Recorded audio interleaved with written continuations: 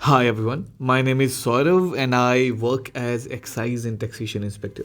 Now people often ask me कि sir Himachal Pradesh allied services की तैयारी कहाँ से शुरू करनी है. This is a very important question and they ask कौन से सब्जेक्ट से शुरू करना है सर, सबसे पहले कौन सा टॉपिक करें, किस तरह के सवाल हैं और I am here to answer them all. So I have a teaching experience of more than 3 years. Now I am going to tell you exactly आप जैसे जो स्टूडेंट्स हैं वो क्या सोचते हैं, उनका किस तरह का माइंड सेट होता है और उन्हें किस तरह से अप्रोच करना चाहिए. Now there are 2 types of aspirants. 2 तरह के हैं. एक जो सिर्फ अलाइड सर्विसेज को लेकर तैयारी करना चाहते हैं, जो भी उनके रीज़न से, हो सकता है वो ऑप्शनल नहीं पढ़ना चाहते, हो सकता है वो HAS के रिगरस प्रोसेस से नहीं गुजरना चाहते, या उन्हें लगता है कि अलाइड सर्विसेज उनके लिए एक मेन गोल है.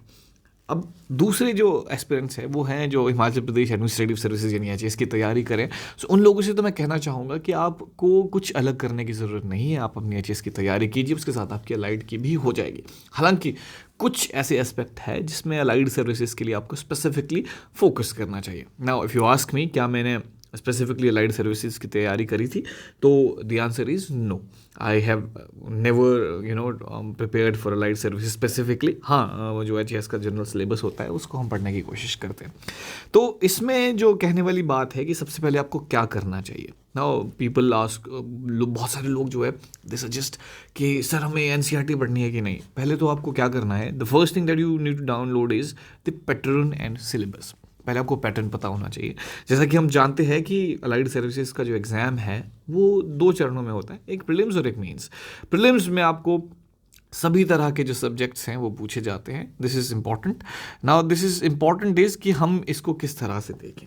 प्रीलिम्स में क्या होता है, 200 सवाल आते हैं. दिस इज़ इम्पॉर्टेंट कि आप इसको ध्यान से देखें. 200 सवाल आएंगे और वो अलग अलग फील्ड से होंगे. 3 तरह के फील्ड्स हैं, एक GS है, एक हिमाचल प्रदेश है और एक करंट अफेयर्स है. नाउ इट इज़ इम्पॉर्टेंट कि हम उसको अच्छी तरह से समझें. पहले पैटर्न को देखें, कौन से सब्जेक्ट से किस तरह के सवाल आते हैं. अगर आप ध्यान से देखेंगे तो उसमें आपको पता चलेगा करंट अफेयर्स और हिमाचल प्रदेश जो GK है वो बहुत ज़्यादा डोमिनेटिंग है. यानी कि GS पे अगर आप इतना फोकस करें उतना ही ये दोनों क्या है, रिस्पॉन्सिबल है आपकी सक्सेस की स्टोरी के लिए. तो बहुत सारे जो लोग हैं हम बह जाते हैं इन भावनाओं में कि हम modern history, polity, geography, art and culture, इन सभी को तैयारी करने लग जाते हैं और हम भूल जाते हैं कि सबसे इम्पोर्टेंट जो एस्पेक्ट है वो इस तैयारी का क्या है. तो ये है हिमाचल प्रदेश और करंट अफेयर्स. अब आपको किस तरह से देखना है, आप बहुत सारे यूट्यूब वीडियोस देख सकते हैं. हमारे बहुत सारे ऐसे अलाइड सर्विसेज जिन्होंने क्रैक करा है उनके यूट्यूब वीडियोस हैं, आप उनको रेफर करें. क्योंकि जिन लोगों ने क्वालिफाई करे दे नो बेटर. इंस्टेड कि आप एक रैंडम यूट्यूब चैनल को उठा दें और आप फिर किसी एक रैंडम टीचर से who has never qualified this exam and probably will never qualify, अगर वो देता भी है तो he will try to answer. तो उनसे बेटर है आप जो टॉपर्स हैं, या स्पेसिफिकली सभी लोग टॉपर हैं जिन्होंने एग्जाम तैयार प्रिपेयर कर लिया. क्योंकि आप खुद देखिए, अगर 60,000 लोगों ने एग्ज़ाम दिया है और बाद में 50 लोग सिलेक्ट होते हैं तो एवरीबडी इज टॉपर. तो आप उनके बिल्कुल जो है उनके जो प्रोसेस है उसको फॉलो कर सकते हैं और सीख सकते हैं कि किस तरह से आपको तैयारी करनी चाहिए. ऑथेंटिक एजुकेटर्स कुछ लोग हैं जिनके बहुत अच्छे YouTube channel. I am not here कि मैं किसी एक यूट्यूब को रेकमेंड करूं यहाँ पर, बट आई विल रेकमेंड कि आप जो है इन सभी वीडियोस को देखें. अब आप प्रीलिम्स और मेंस को देख सकते हैं. मेंस में क्या है कि आपको हिंदी, इंग्लिश और GS, ये जो 3 सब्जेक्ट्स हैं इसको आप फोकस करना है. नाउ आप किस तरह से हिंदी और इंग्लिश पे आपको क्या फोकस करना चाहिए, दिस इज़ वेरी इंपॉर्टेंट. कि आपको पहले तो देखना है कि प्रीलिम्स के लिए पढ़ें या मेंस के लिए.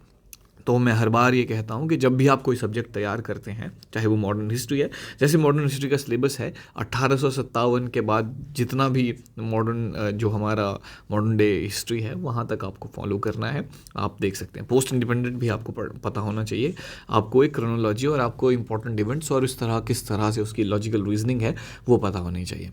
तो अगर आप उसको इस तरह से फॉलो करते हैं तो आपको पता होना चाहिए. पॉलिटी आपको, ज्योग्राफी आपको देखनी है. आपको हर सब्जेक्ट को इस तरह से पढ़ना है कि आपके पास एक जो प्रीवियस ईयर्स के पेपर्स हैं वो हमेशा अवेलेबल होने चाहिए, so that you can check कि किस तरह से सवाल आए हैं और किस तरह से आपको प्रिपेयर करना है. किसको करना है? ऑफ कोर्स मेंस की तैयारी करनी है और प्रीलिम्स को भी ध्यान रखना है कि इससे इंपॉर्टेंट फैक्ट्स क्या हो सकते हैं जो मुझसे प्रीलिम्स में पूछे जाएंगे। This is important. अब आगे बढ़ते हैं कि मेंस को में आप हिंदी की तैयारी करते हैं या किसकी तैयारी करनी है। This is also very important.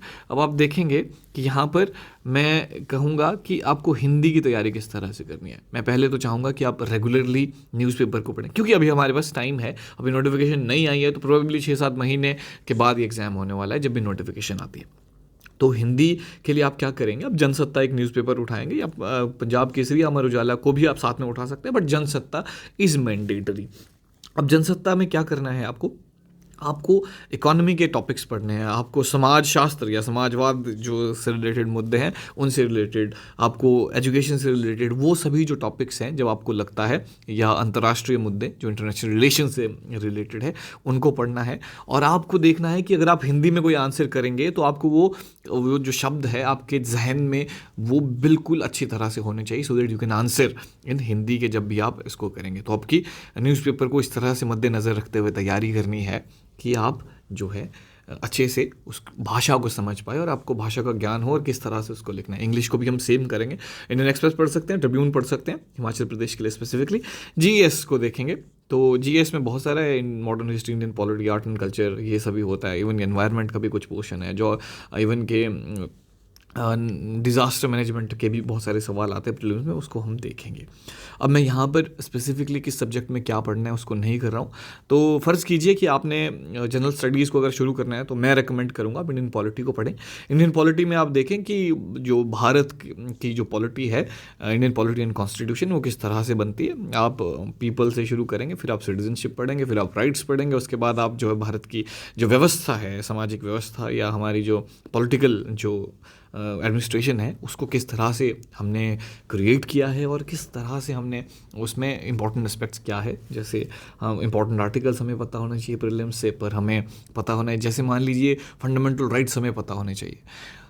Prelims के लिहाज से तो हमें पता होना चाहिए कि कौन सा आर्टिकल्स क्या है, कौन से नंबर पे किस तरह के आर्टिकल की बात हुई। पर मेंस के लिहाज से हमें पता होना चाहिए कि how fundamental rights are different than DPSP, या फिर हमारे जो फंडामेंटल ड्यूटीज़ है उसमें और उसमें क्या फ़र्क है, क्या इंपॉर्टेंट बेसिक स्ट्रक्चर है भारतीय राज्य व्यवस्था का, वो हमको पता होना चाहिए, उसको देखें। तो पॉलिटी से शुरू करें। हिमाचल प्रदेश को अगर शुरू करना है तो मैं कहूँगा कि ज्योग्राफी से शुरू करें। एक मेरी जो प्ले लिस्ट है वो भी अवेलेबल है, उसको आप देख सकते हैं। डिस्ट्रिक्ट रिलेटेड ज्योग्राफी है, थोड़ी बहुत ज्योग्राफी से रिलेटेड वीडियो या किसी और के भी आप देख सकते हैं। So there is no question on that, आप किसी को भी शुरू कीजिए। इंग्लिश और हिंदी को मैंने बता दिया आपको किस तरह से शुरू करना है।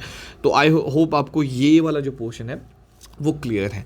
अब आपकी कुछ भी क्वेरीज़ है आप मुझे कमेंट करके ज़रूर बताइए, और ऐसे वीडियोस चाहते हैं कि मैं इसको करूं तो आप प्लीज़ सब्सक्राइब कीजिए चैनल को और स्पेसिफिकली मेंशन कीजिए कि आप किस तरह से चाहते हैं, बिकॉज मैं चाहता हूं कि आपके लिए मैं एक अलाइड ओरिएंटेड कोर्स एक बनाऊं, पर उसके लिए मुझे आपकी हेल्प चाहिए कि क्या बनाऊं मैं, वो उसके लिए आपको कमेंट सेक्शन में करना है। और बेल आइकन ज़रूर दबाइए, क्योंकि जब भी मैं वीडियो डालूँ जितने ज़्यादा व्यूज़ आते हैं उतने जल्दी वीडियोज़ आने की आशंका होती है।